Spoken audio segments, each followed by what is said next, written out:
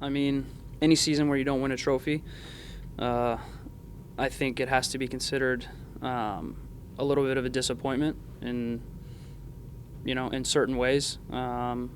Certainly disappointed that we didn't finish the season with a trophy. I think that's the bare minimum expectation for this club at this point in our development and at this point with where our team is. So certainly a big sense of what could have been in the locker room.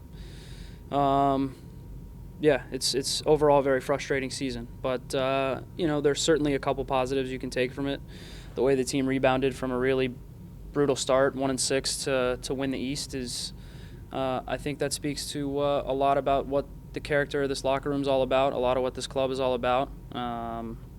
That's a big accomplishment. Qualifying for CONCACAF Champions League again. These things are little victories. These things are small victories in the overall scheme of the season. To classify the season as a success or a failure, I think is not fair.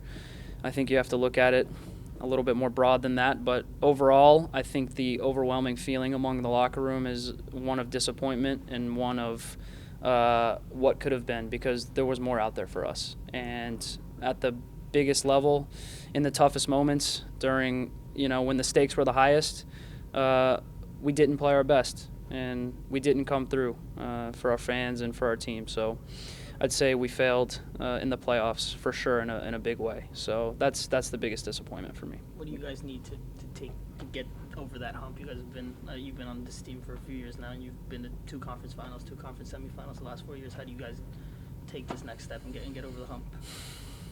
If I had the answer to that question, I would have been able to help us a little bit more than I did. So, to me, there's no complicated recipe for success in the playoffs. The recipe is that you have to be up for the challenge.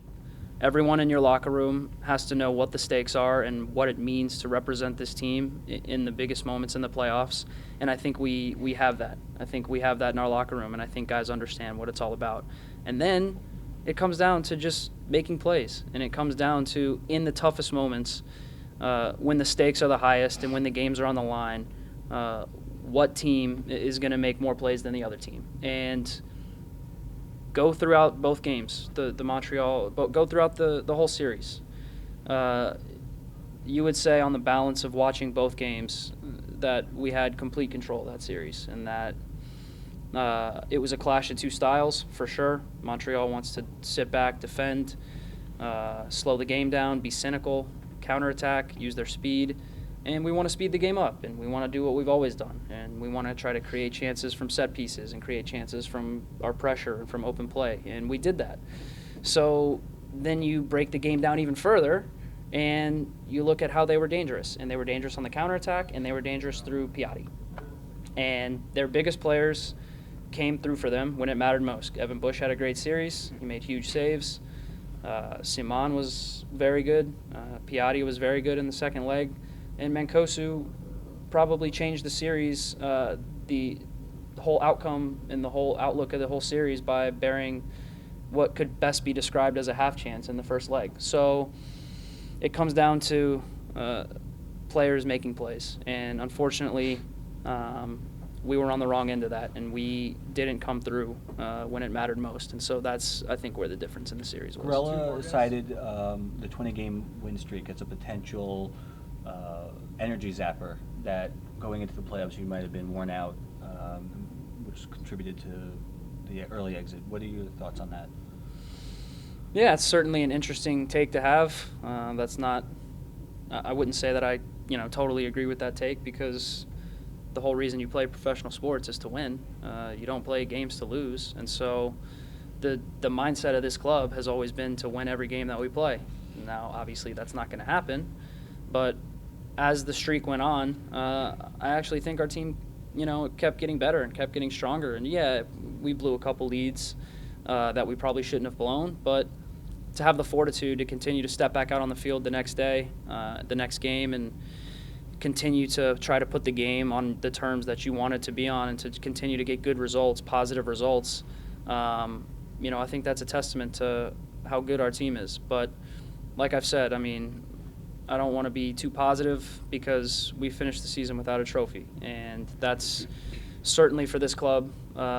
That's not acceptable. You want to be finishing the season with MLS Cup first and foremost, and if you can't win MLS Cup, then either the Shield or U.S. Open Cup. So for this club, it's a big disappointment, but I don't think the streak took that much energy out of us because you just got to step on the field and play games. That's our job. You have to ratchet up. What do you think of Ignacio's comments after the game, saying you guys are a good regular season team but not a good playoff team?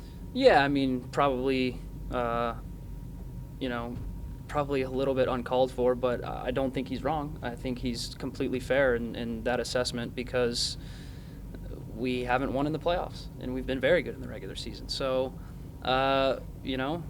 respect the guy for calling it how he sees it. Certainly could have been a little classier about the way he does it, and he's a classy player. He's a good player. Seems like a good guy. So, he's just speaking his mind, and I've always been a guy that speaks my mind, and I've always been a guy that tries to be as real as I possibly can with the media, with our fans, with everyone. And so for a guy to give his opinion, and his opinion isn't wrong. And just to piggyback off that a little bit, I mean, his opinion should ring true for 19 other teams in the league that fail. Eight teams don't even make the playoffs, and 11 other teams fail in the playoffs. So only one team is happy at the end of the year. And then if you're FC Dallas, you can probably be happy with the season that you had. So, yeah, totally fair, and wish them all the best in the next round.